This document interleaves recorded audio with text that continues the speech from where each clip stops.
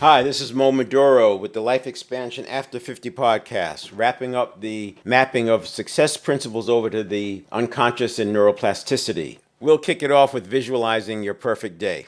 Imagine an ideal day where everything goes smoothly and you're living your best life.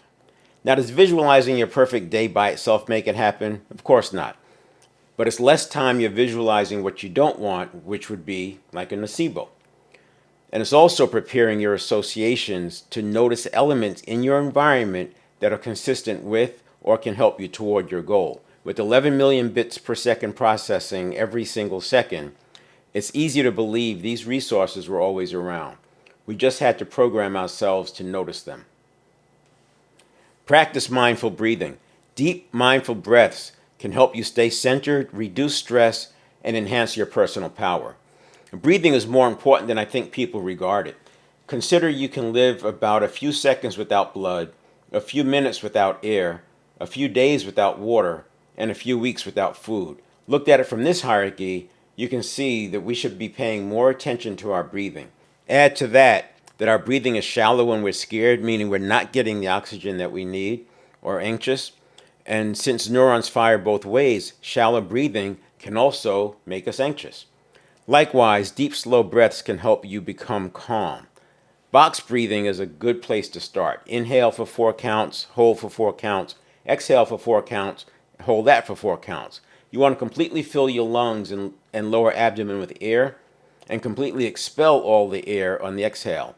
This helps cleanse your blood as well as oxygenate it so that your organs are getting good, clean oxygen that they need. Next, we have create a positive mantra. Develop a short, impactful mantra that encapsulates your desired reality. Now, this may seem like it's a little woo-woo at first, but again, look at it through the lens of neuroassociations. It's time that your default chatter is not sending you negative messages, so it's like removal of a nocebo, and it's also reinforcing what you do want, which is going to help your reticular activating system allow more aligned information to get through.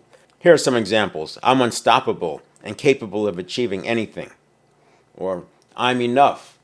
I'm always enough. And this one's from Brian Tracy. I'm responsible and I love myself. That's an interesting one. You say that a few times, you will find yourself just calming down, I guess because it reminds you that you're in control and you're not at the whim of some external force. The next one is engage in acts of self-care. So take care of your physical, emotional, and well-being.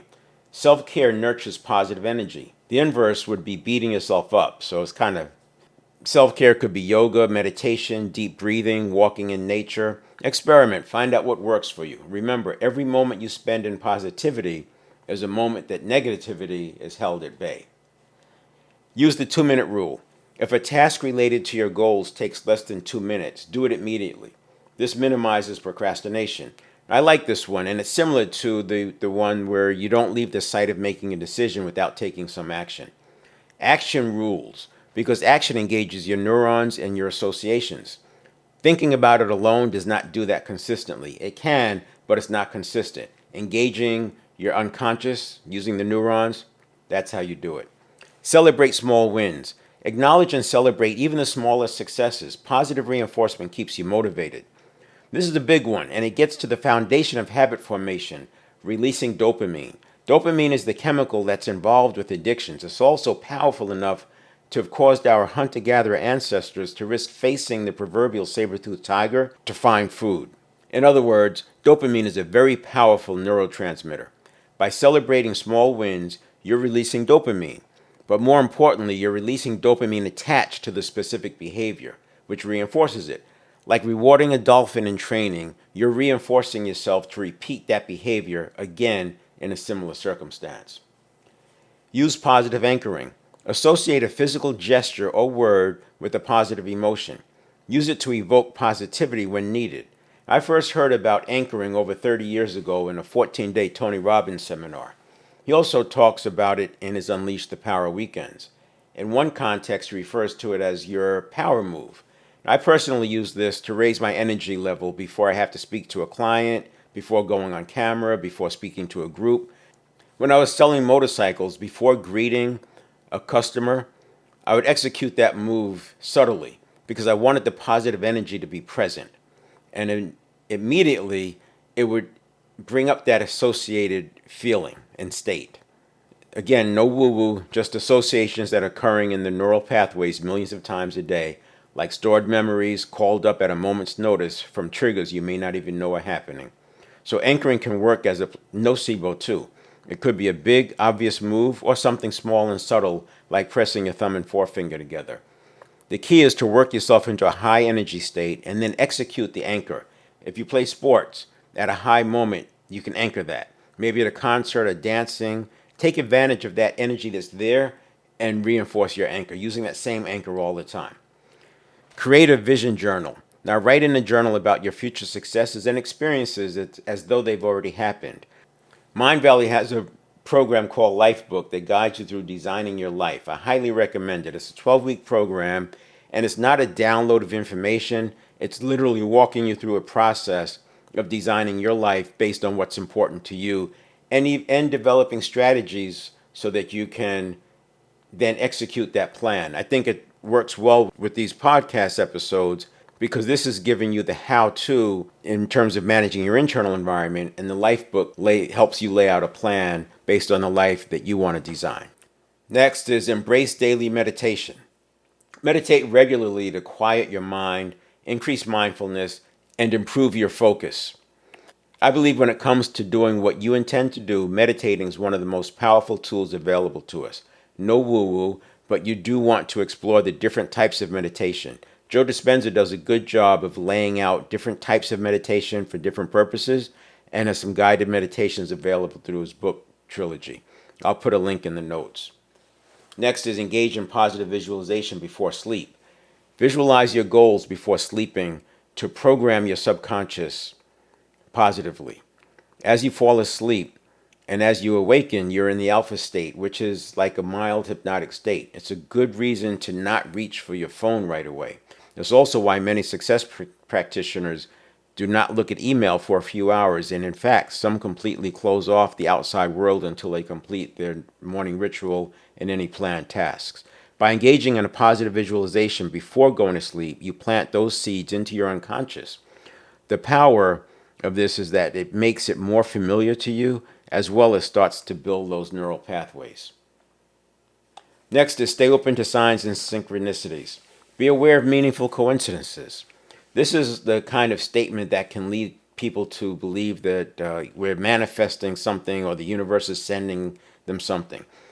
I'm not going to discount it and say there is not a spiritual component, like I said before, but I can tell you the 11 million bits per second versus the 50 bits per second explains a lot. The simple fact you're looking for synchronicities means that your reticular activating system is more likely to let them through. And these include the on-ramps and signposts that serve to guide you on your destination, or that serve to guide you to your destination and along your journey. So that's it. Lots of information here, but in going through it like this, you're hearing the success principle as a nice refresher and reminder, but you can also think of it as the opposite of that is a nocebo. So many people will poo-poo the whole positive mental attitude thing, and if that's you, if that's not your thing, it's fine. But understand this: if you're not doing something on purpose to take out the negative, you're probably getting bombarded with it, because most of what we see and surrounded by tends to be the negative. The news is negative. The advertisers are telling you what's wrong or what's dangerous or what's scary. And so we're bombarded with this. So if you're not doing something to counteract that, I think you're definitely leaving some of your life design on the table. Again, experiment, find out what works for you. You can go back through this a few times, take note of those success principles that make sense. I do think we want to take a look at Mind Movies. I'll put that link there as well. Mind Movies is a great way it's sort of like a combination of the affirmations, the vision board, visualization, and even anchoring, because you're tying it to music. And also that part about you can watch it right before going to bed and as you wake up. And this is it becomes your software program. You could update it as many times as you want, change the Mind Movie. I think it's a powerful tool and you should consider it. The other thing that'll be in there is Joe Dispenza's trilogy, Breaking the Habit of Being Yourself, You Are the Placebo, and Becoming Supernatural. That book is a trio. I happen to like Becoming Supernatural. Reading it first, I've recommended this trio to several people, and it seems that the Becoming Supernatural is a good read the first time because it paints a big picture. And then when you're reading You Are the Placebo and Breaking the Habit of Being Yourself, you understand the roadmap. But then again, I'm an N, Myers-Briggs, right? I'm an N, so I like the big picture first. If you're an S, Myers-Briggs, the sensor, that you may prefer seeing the books in order. So you figure it out. I think it's a good start in terms of helping you understand the possibilities with neuroplasticity, epigenetics, and coherence, and the heart mind. Some quick housekeeping. Throughout this series of Unpacking Success Principles, I've made references to links or resources that I'll be putting in the notes.